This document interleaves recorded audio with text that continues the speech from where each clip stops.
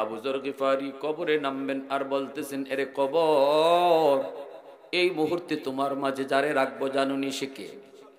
কে সে জানুনি? তিনি হলেন হাসান হুসাইনের মা। আল্লাহু আকবার। হাসান হুসাইনের মা। কে সে হাসান হুসাইন? যে দুইজন হবেন জান্নাতের যুবকদের সর্দার। আল্লাহু আকবার। কবর কোনো জবাব দেয় না, জবাব দেয় না। এইবার তিনি আবারও বলেন, রে কবর, জাননি তোমার মাঝে কারে রাখবো? তোমার মাঝে এখন যাকে আমি রাখতে যাব তিনি হলেন আলী। তিনি হলেন আলী মুর্তাজা, যার উপাধি হলো হায়দার। দুনিয়ার থাকতে যিনি জান্নাতের সার্টিফিকেট পেয়েছেন, ওই আলীর একজন কলিজার, আলীর একজন প্রিয়তমা স্ত্রী, ওই আলীর স্ত্রীকে তোমার কাছে রাখবো। তখনও কবর জবাব দেয় না। আবার আবু যর গিফারি কয়, কবর রে শুন, এই মুহূর্তে আমি তোর কাছে যারে রাখবো তিনি কে জানোনি? তিনি হলেন জান্নাতের সকল মহিলাদের সরদারিনী। আল্লাহু আকবার।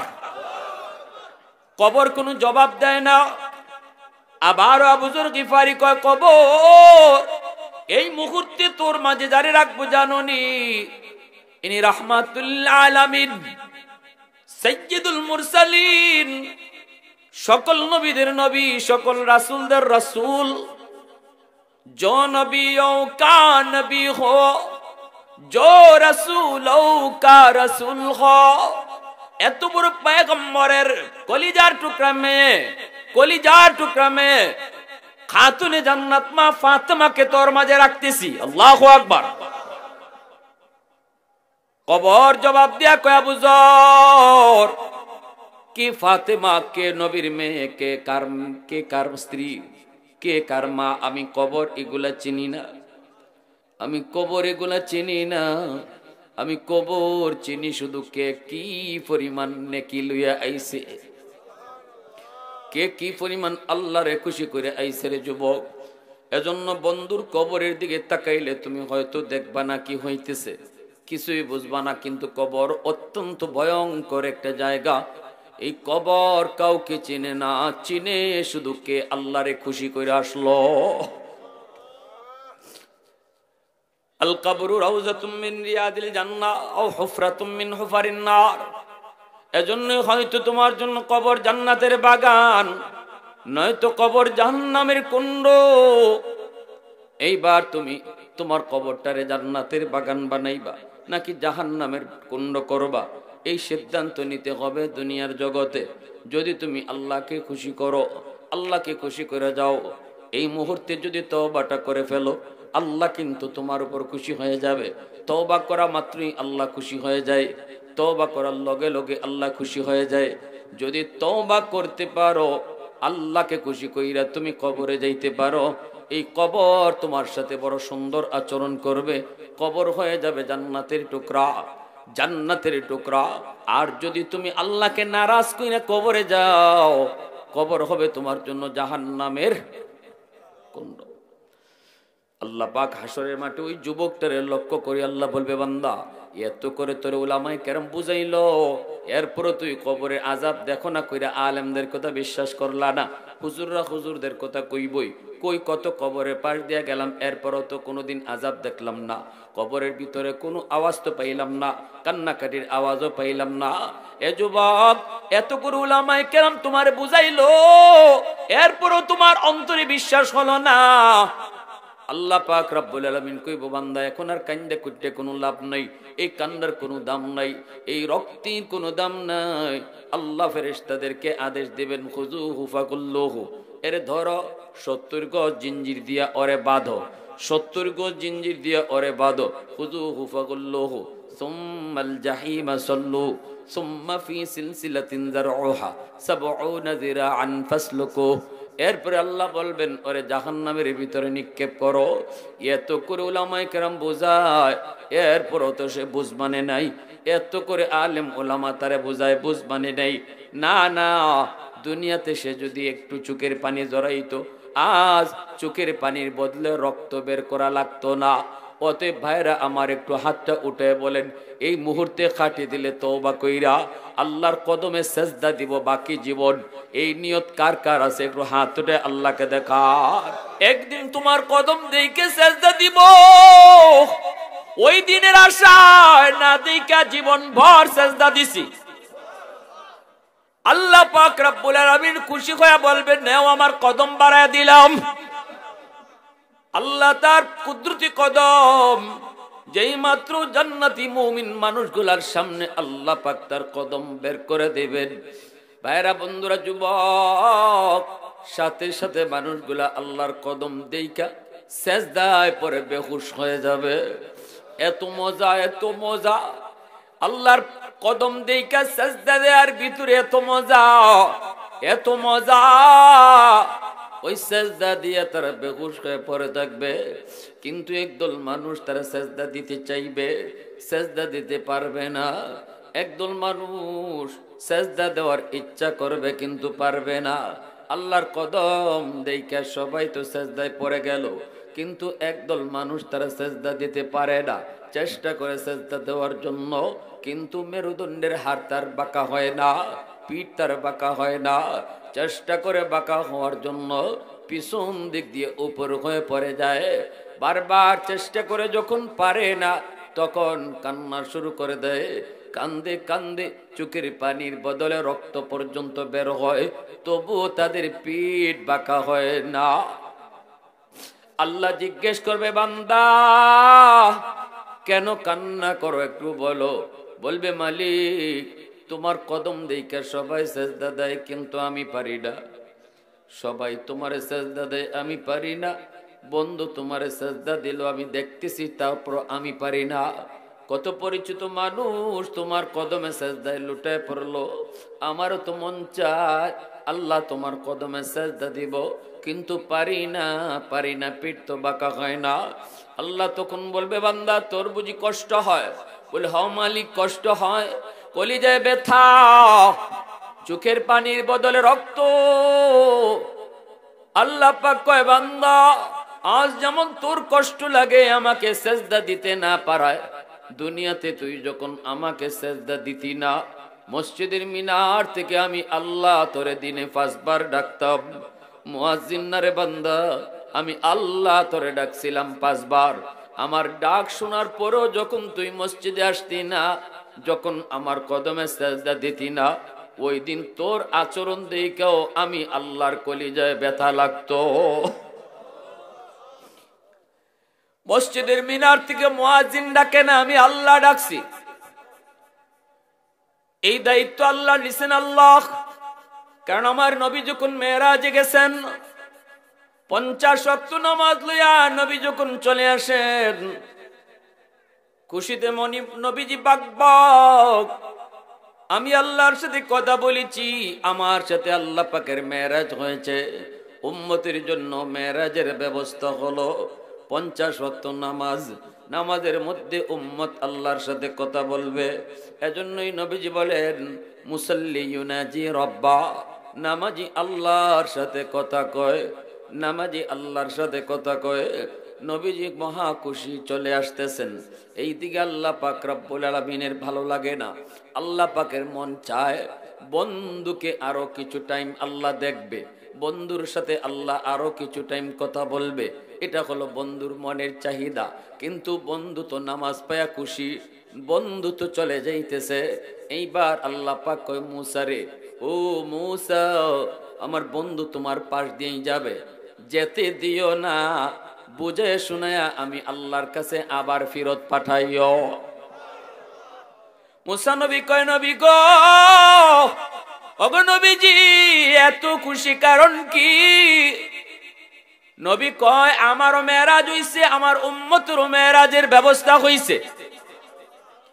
কেমনে? কয় 50 ওয়াক্ত নামাজ, নামাজের মাধ্যমে উম্মত আল্লাহর সাথে মেরাজ হবে। মুসা নবী কয়, না গো নবীজি, 50 ওয়াক্ত নামাজ আপনার উম্মত দিনও আদায় করতে পারবে না, বড় কষ্ট হবে। এই নামাজ 50 ওয়াক্ত যদি দিনও আদায় করতে হয়, খাইবে কখন, ঘুমাইবে কখন, দুনিয়াদারি করবে কখন, ব্যবসা বাণিজ্য করবে কখন? না গো নবী পারবে না। কমায়া নিয়ে আসেন। খুশিতে আপনার মনে হয় এতটা হুঁশ নাই, আপনি এতটা হুঁশ রাখেন নাই, 50 ওয়াক্ত নামাজ পারবে না। নবীজি এইবার বুঝলেন, ঠিকই তো, আমার উম্মত দিনও 50 ওয়াক্ত কেমনে আদায় করব। নবীজি চলে গেলেন আল্লাহর কাছে। আল্লাহ জিজ্ঞেস করে, বন্ধু ফিরত আইসো কেন? নবী কয়, মালিক 50 ওয়াক্ত উম্মত পারবে না, কঠিন হয়ে যাবে, কমায় দেন, কমায় দেন।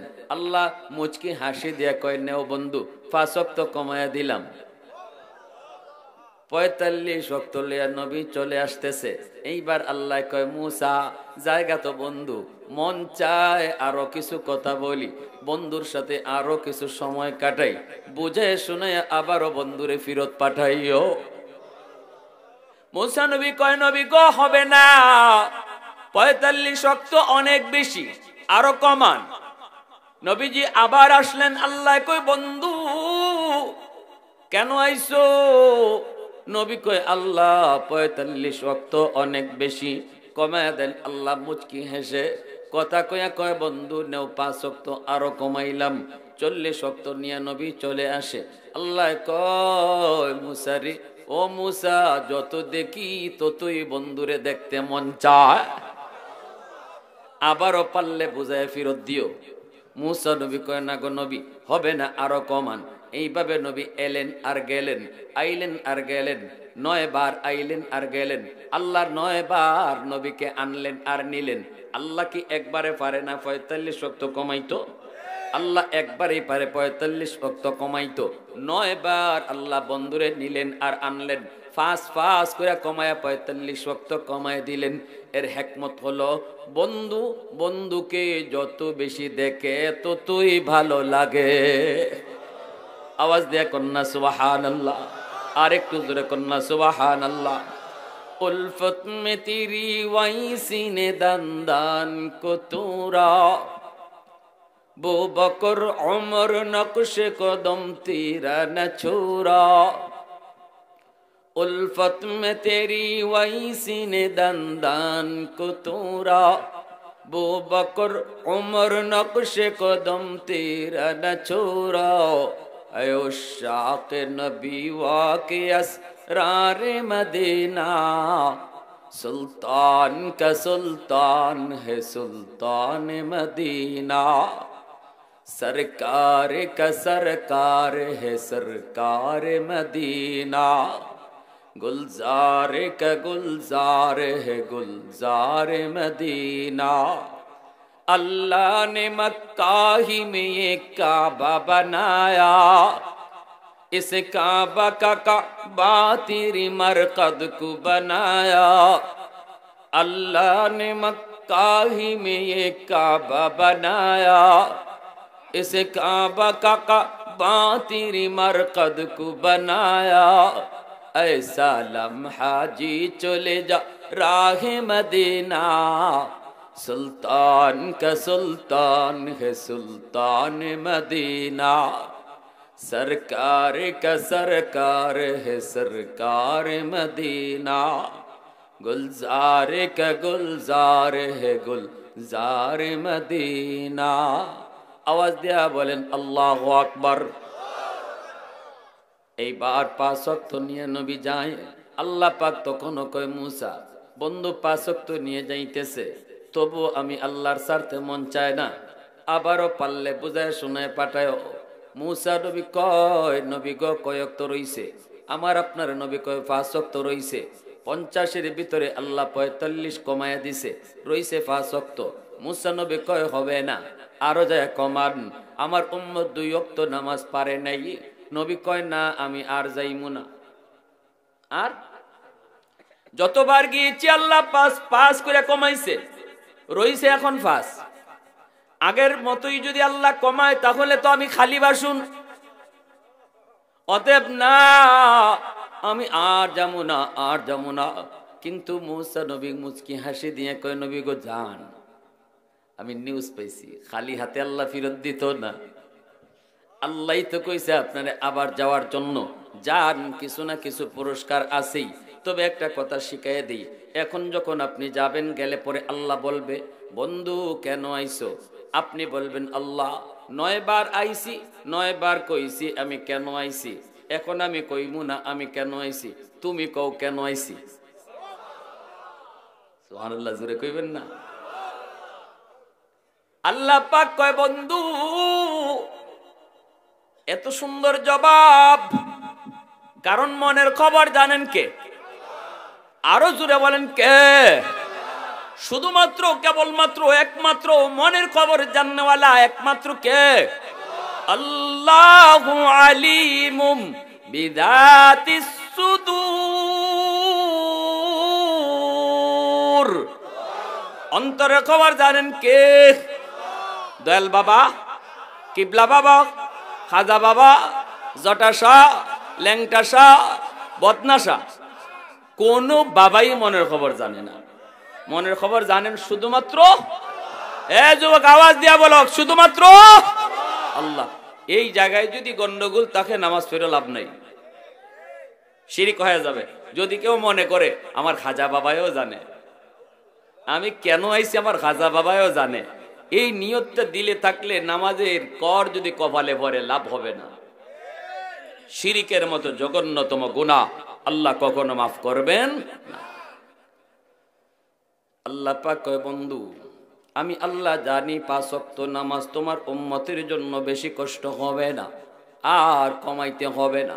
যাও 5 ওয়াক্ত নামাজই তুমি নিয়ে যাও। তবে আইসো যখন, তাহলে শোনো, তোমার উম্মতের 5 ওয়াক্ত নামাজের জিম্মাদার আমি আল্লাহ। সুবহানাল্লাহ, আমি আল্লাহ তাকে ডাইকা ডাইকা নামাজ পড়ায় নিমু। আল্লাহু আকবার।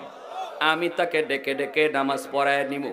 আগের কোন উম্মতকে মসজিদের মিনার থেকে ডাকা হতো না, নির্ধারিত সময়ে মসজিদে আইসা নামাজ পড়তো। কিন্তু এই উম্মতের জন্য আজানের ব্যবস্থা করে আল্লাহ কয়, না না বন্ধু, উম্মতের নামাজ আমি তারে ডাইকা ডাইকা পড়ায় নিমু। আর যদি সে আমার ডাকে সে 5 ওয়াক্ত নামাজ আদায় করে, আমি তাকে 50 ওয়াক্তের সওয়াব দিমু। সুবহানাল্লাহ।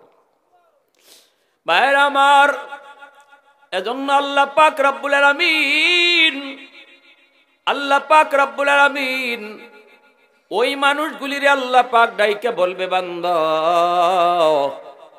ও বান্দা, আজকে তোর বুঝি কষ্ট হয়, আমাকে সেজদা দিতে না পারায় তোর মনে কষ্ট, কলিজার ভিতরে তোর বড় কষ্ট, চোখের পানির বদলে তোর রক্ত ঝরে।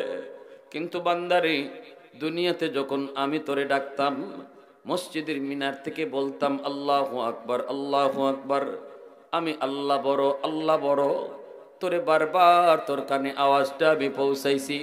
না বান্দা, তোর ঘুম বড় নয়, আমি আল্লাহ বড়, তোর দোকানদারি বড় নয়, আমি আল্লাহ বড়। না বান্দা, না তোর বন্ধু বড় নয়, আমি আল্লাহ বড়। এইবার বন্ধুকে বাদ দিয়ে আমি আল্লাহর ডাকে মসজিদে আয়, ঘুমটা বাদ দিয়া তুই আমি আল্লাহর ডাকে মসজিদে আয়।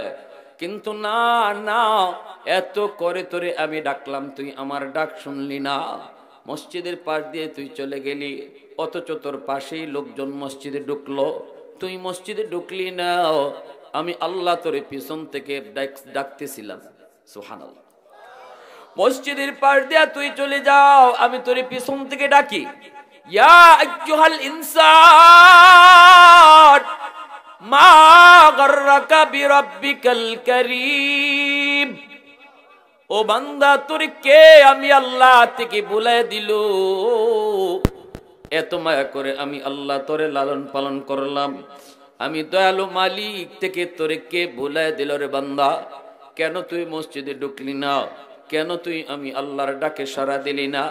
আমি তো তোরে মায়ের পেটে পালছি, আমি তো তোরে মায়ের পেটে খানা খাওয়াইছি, দুনিয়ায় আসার আগেই তোর রিজিক আমি দুনিয়ায় পাঠায় দিছি, মার বুকে তোর জন্য রিজিক পাঠাইছি তুই দুনিয়ায় আসার আগে। আল্লাহু আকবার।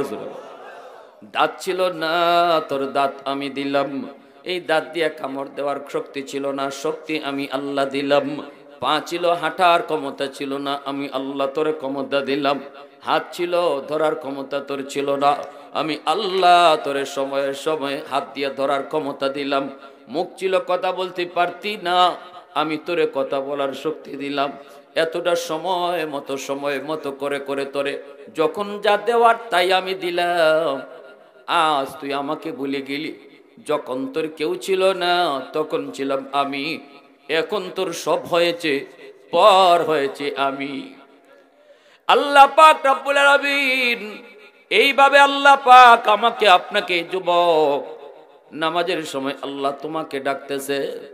আর আল্লাহ কয় বান্দা জানোস নি তুই যখন আমার ডাকে আসতি না তখন আমার কলিজায় বেশি ব্যথা পাইতাম, কেন জানোনি? কারণ এই তুই মানুষটাকে আমি আল্লাহ বড় আদর করে বানাইছি। ফেরেশতাও আমি আল্লাহ এত আদর করে বানাই নাই, তোরে যত আদর করে বানাইছি। এ আল্লাহর গোলাম, ফেরেশতা বানাইতো আল্লাহ তার হাত লাগান নাই। আল্লাহ ফেরেশতা বানানোর সময় বলছে হয়ে গেছে। জান্নাত জাহান্নাম বানাইতো আল্লাহ পাক তার হাত লাগান নাই, আল্লাহ পাক বলছে হয়ে গেছে। জমিন বানাইতো আল্লাহ বলছে হয়ে গেছে। সব কিছু আল্লাহ পাক হয়ে গেছে।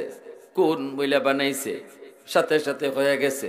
কিন্তু মানুষ তোমাকে আমাকে বানাইতে আল্লাহ পাক কয় আমি আদেশ দিয়া বানাই নেই, ফেরেশতাদের হাত লাগাইও বানাই নেই।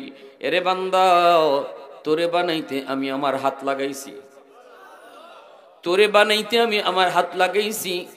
আমি পারতাম তোরেও আদেশ দিয়া বানাইতাম, যদি বলতাম আব্দুল করিম হয়ে যাইতো, যদি বলতাম আব্দুর রহিম হয়ে যাইতো, যদি বলতাম আব্দুল গফুর হয়ে যাইতো। মা আমরুহু ইদা আরাদা শাইআন আন ইয়াকুলা লাহু কুন ফায়াকুন। আমি যদি বলতাম মানুষ হয়ে যাইতো, কিন্তু মানুষ আমার এত মায়ার, আল্লাহ কয় আমি এভাবে বানাই নাই।